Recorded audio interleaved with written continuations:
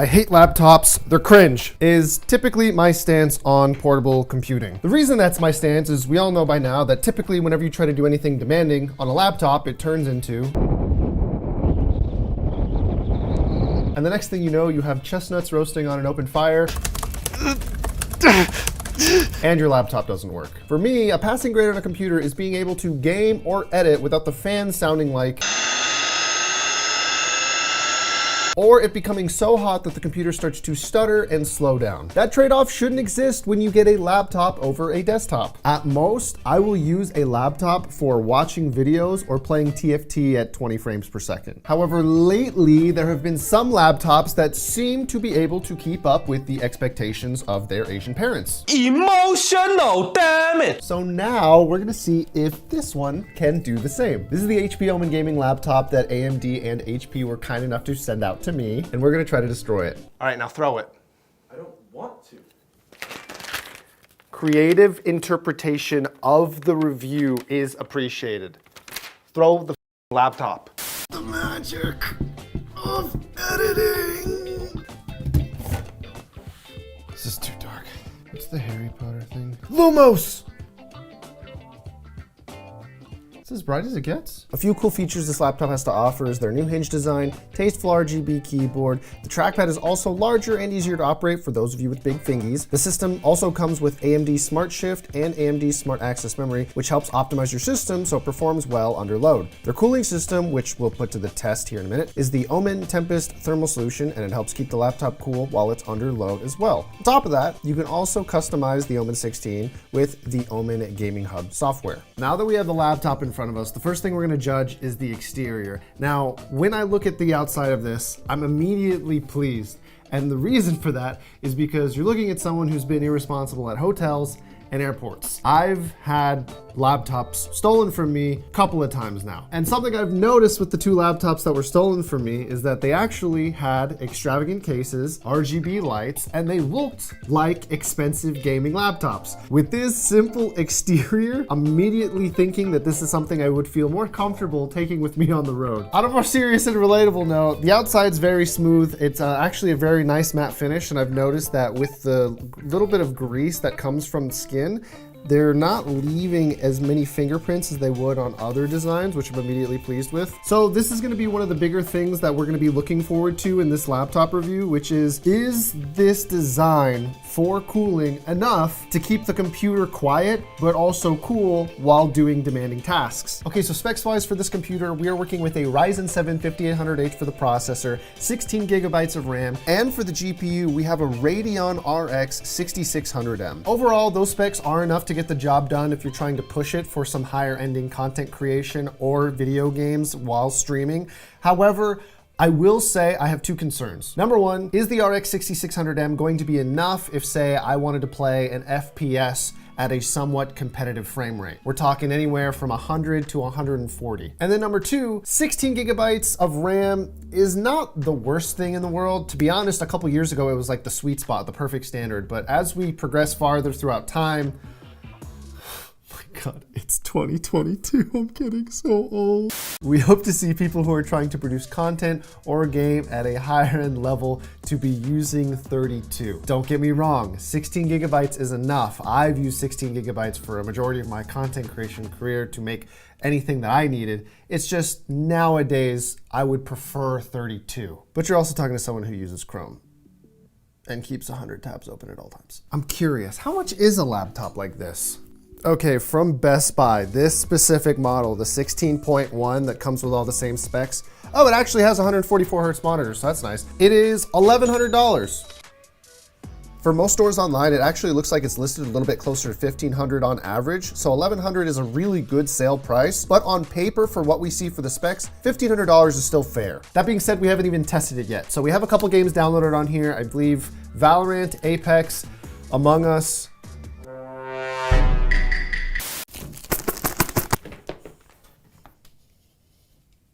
All right, I'm pretty sure everyone here remembers how cracked of a gamer I am.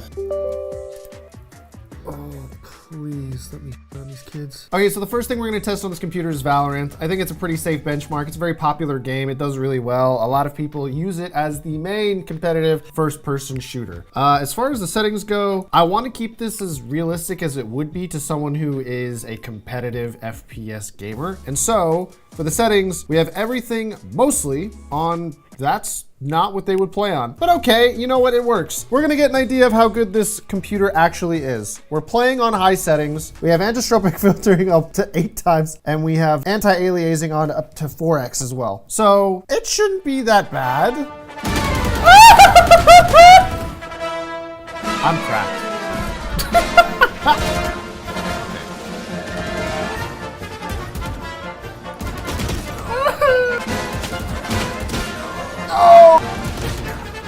I'm fine. Everything's okay. Ah! That's not fine.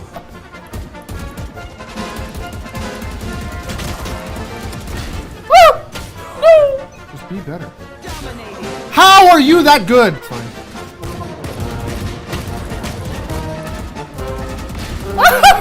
And I'm losing. This guy's crouching in a corner to death. Oh my, I actually forgot that I was doing this review for a little bit there. The frames were smooth. 144 hertz, the frame rate felt higher than I have sweat on the lap. Just sweating in a death match, Jesus. Okay, surprisingly, the average FPS for Valorant on high settings at 1080p was 156. Is that right? Laptops are not normally. Really? Oh my God. Wow. I don't know if they really optimized Valorant lately or what's going on, but that is a substantially higher score than I'm used to seeing on Valorant, especially on a laptop. 156 is amazing. Like 144 FPS is typically the standard for what competitive esports should be. A lot of people prefer 240, obviously, because we have that. I think we even have 360 now. But 144 hertz is basically the bare minimum for competitive esports, especially esports where your reaction time is necessary for your success. Okay, so while this is launching, I just want to voice this right now. One of my biggest concerns with Apex, especially on laptops, you are so loud, is that this is incredibly GPU dependent. And so this is where we see all good laptops come to die normally. I'm a little bit afraid to test this because I will usually see Margaret Cohere. Listen, I appreciate all the work you guys put in. Okay, I do, but so right here in the menu, we're already seeing lower than what we got for actual gameplay in Valorant. I know they're very different games. They're not really comparable in that sense. That's why we're testing different games to get different results to see what will fall short. We'll play a ranked game. Am I allowed? Am I allowed? Apex, can I do that? Thank you. Okay. Already stuttering, queuing up for a game. Oh my God. What settings are we on? Like, this actually looks surprisingly nice. Is a very high. We're on high settings! Wait, we're on high settings. And the game isn't lagging. Did they only give me a 6600? This seems so much stronger. I'm not stuttering playing Apex on high settings on a laptop. Okay, 2 snipers. Again, this isn't like what you would want to see if you were trying to rank up and get to the higher levels of ranked play. But if I drop this to low, actually, what will we get if we get low? Well, medium-ish low. Medium-ish low. We're getting like 10 FPS higher. Okay. I want to see what happens when we get into an actual fight because there's no way I'm getting performance like this. Ooh, what is that? Oh, don't. Actually, now that I think about it. Ah, there it is. Okay, the computer's a little loud. I'm actually gonna take a second here. Where's my phone? Let me get a decibel test on this thing. Ooh.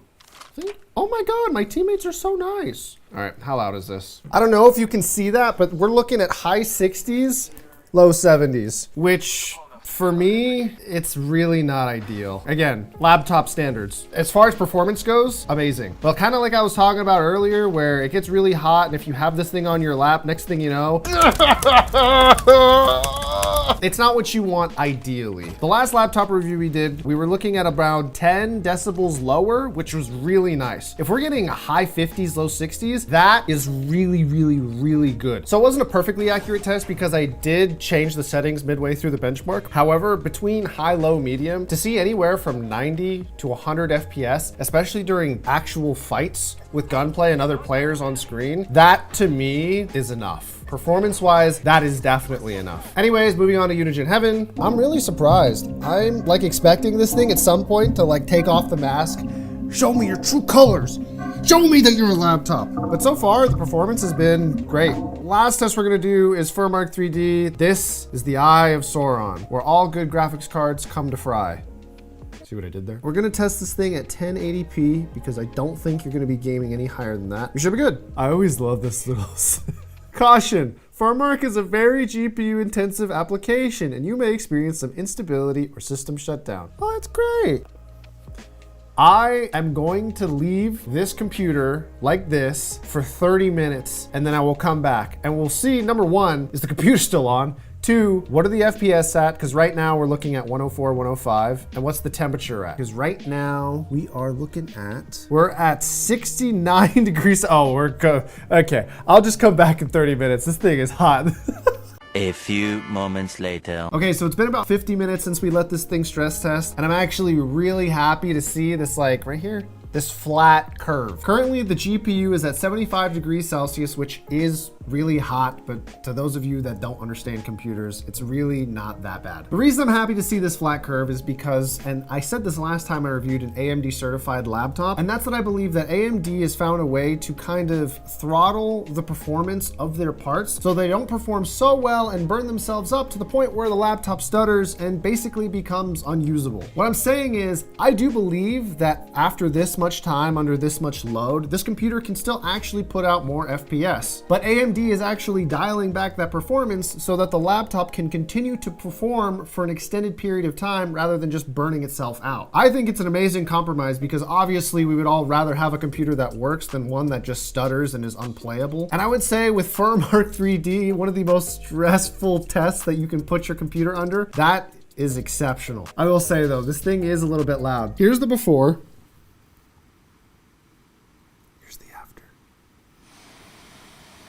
Which is interesting to me because that just goes to show that there was a lot of thought that was actually put into this cooling design, which helps limit the sound that this laptop will emit when it's under load. I will say some closing remarks before we're done reviewing this laptop. I'm actually pleasantly surprised with this thing. I say that not just because I'm being paid to review this, but for one major reason. If you were to take a look at the PC market right now, it is kind of a disaster. If you were to tell me this computer was $2,000 after I reviewed it, I would have been like, I get it, you gotta pay more for the portability. That's about the same you would pay for a computer that would perform quite a bit better. Getting a graphics card alone for a system that gets the performance that this laptop was able to get costs more than half that price. It's the reality of the world we live in, which is unfortunate because I don't like spending a lot of money when I wanna get computer parts. However, it does just shine a brighter light on this laptop because this thing is actually worth the money. The last thing I'll go to talk about before we're done with the review. Number one, if we take a look at the side of the computer, I forgot to mention two big things that this computer has. Number one, an Ethernet port,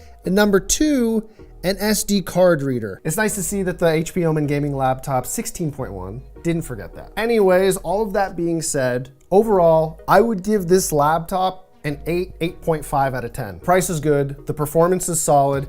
It is a little bit loud when it's under load, but it's not to the point where you really feel like you need to leave like a parent with a crying baby in a movie theater. The only final thought I have at this point is OMEN and HP, thank you so much for helping sponsor my girlfriend's next birthday gift. I hope you guys found this video creative, entertaining, or informative in any way, shape, or form. And as always, have a good day. And yes, in case you're wondering, I did buy a house. Thank you guys so much for watching the videos.